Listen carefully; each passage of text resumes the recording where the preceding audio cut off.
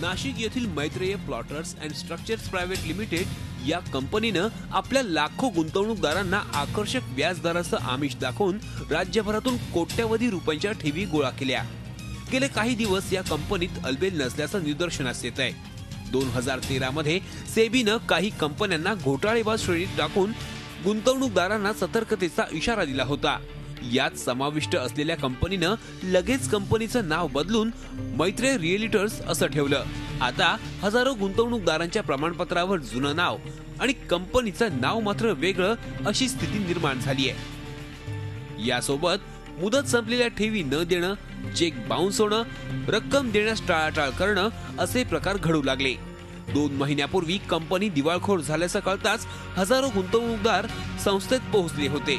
मात्र कंपनीनं थातुरमातुर कारण देत प्रकरण शांत केलं। आता मात्र चक्क कार्यालयालाच टाळं ठोकून अधिकारी कर्मचारी फरार झालेत आणि वाढीव व्याजदर मिळवण्याच्या लालसेपोटी रक्कम गुंतवलेले लहान ठेवीदार आणि महिला गुंतवणूकदार रडकुंडीला आलेत। चंद्रपुरात या कंपनीच्या कार्यालयात पोहोचलेल्या काही संतप्त ठेवीदारांनी कंपनीशी संबंधित दिसेल त्याला चोपण्याचा निर्धार केला। या सपाट्यात कंपनीचा एक व्यवस्थापक गवसला आणि ठेवीदारांनी त्याची जाहीर धुलाई केली।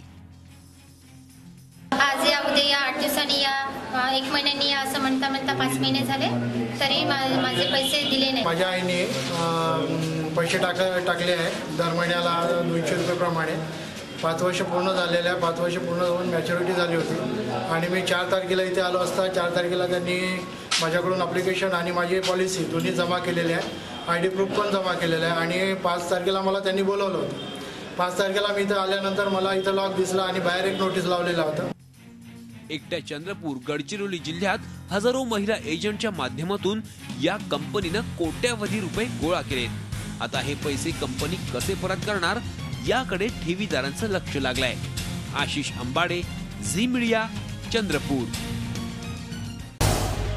झी 24 तास रहा एक पाऊल पुढे।